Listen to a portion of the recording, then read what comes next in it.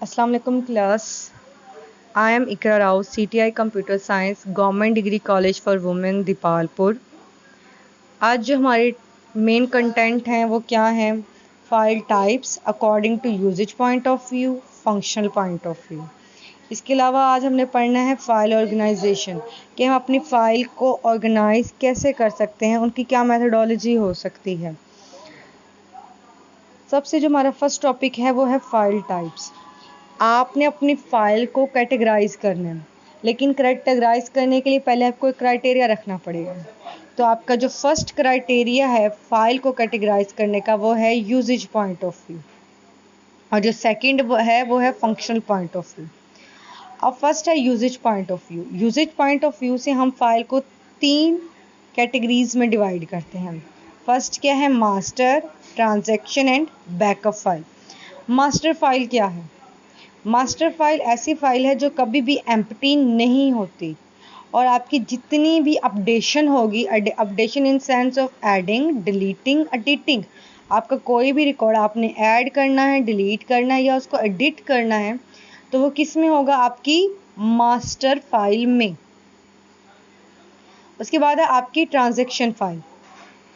जब आप master file बना रहे हैं या आप कोई क्यूरी कर रहे हैं या आप कोई भी मैनिपुलेशन कर रहे हैं, कोई प्रोसेसिंग कर रहे हैं, तब कुछ टाइम के लिए आपका वो ऑब्जेक्ट या वो आइटम ट्रांजैक्शन के एक्टिविटी में गुजर रहा होगा, तो उसकी एक ट्रांजैक्शन फाइल बनेगी ताकि उसको हम बाद में स्टोर कर सकें।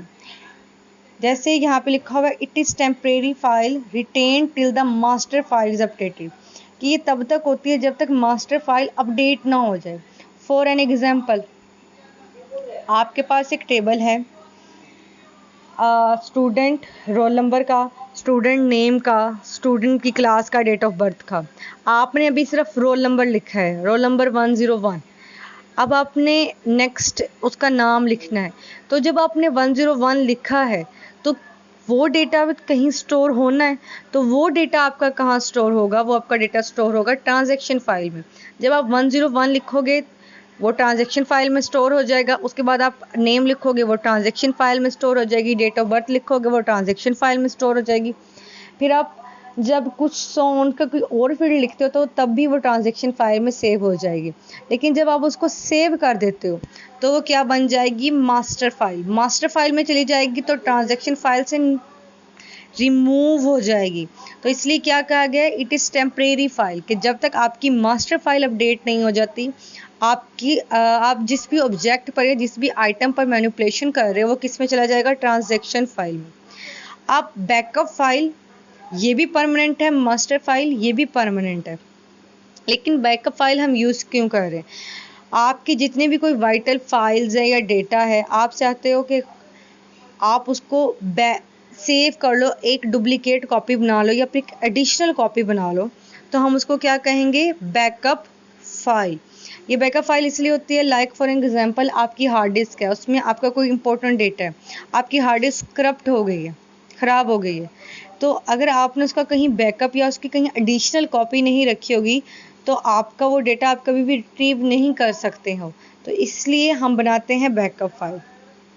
अब फाइल टाइप्स की सेकंड कैटेगरी है फंक्शनल पॉइंट ऑफ व्यू। इसमें 2 तरह की आती हैं, प्रोग्राम फाइल्स और data file.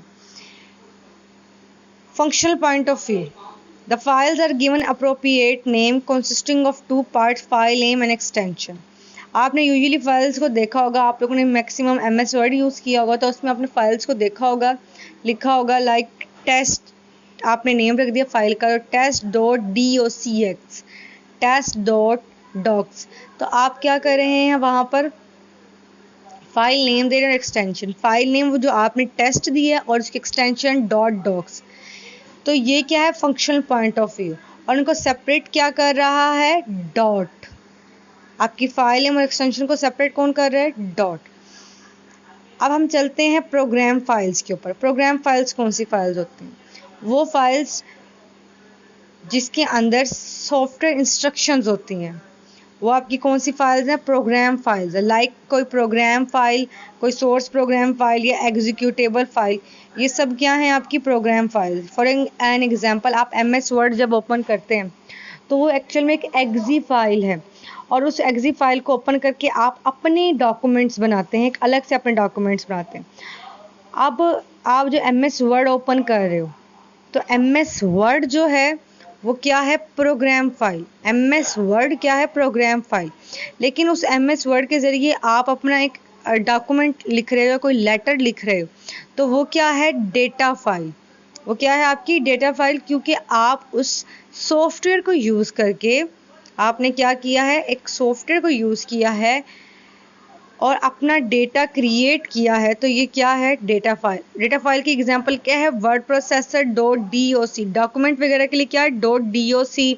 Spreadsheet like MS Excel के लिए .xls। डेटाबेस के लिए MDB, आपकी MS SQL के लिए हो रहा है।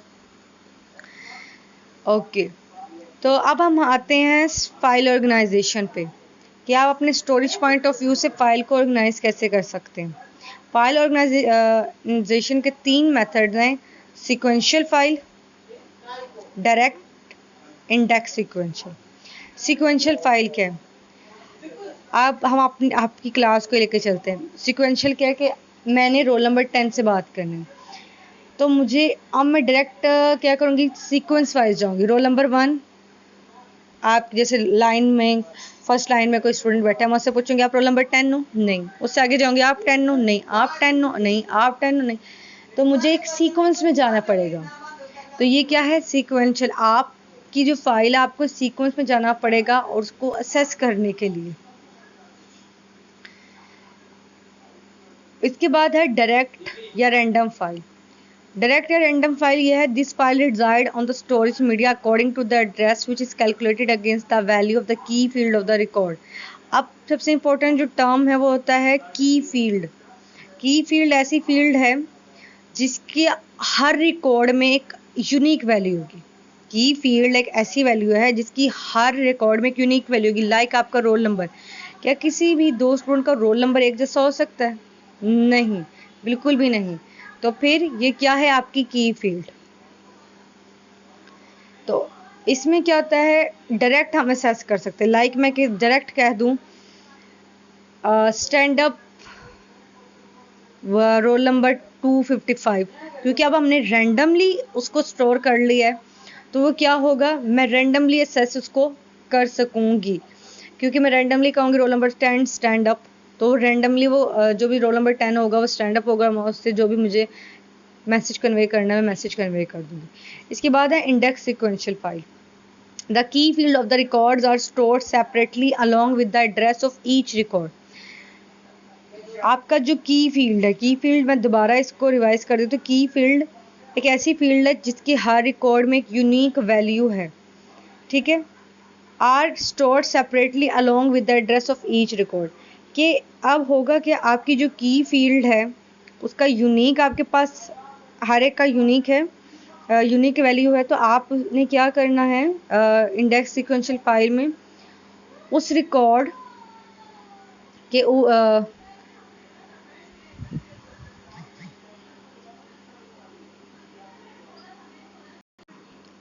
तो इंडेक्स सीक्वेंशियल फाइल में क्या होगा? आपकी की फील्ड स्टोर होगी सेपरेटली।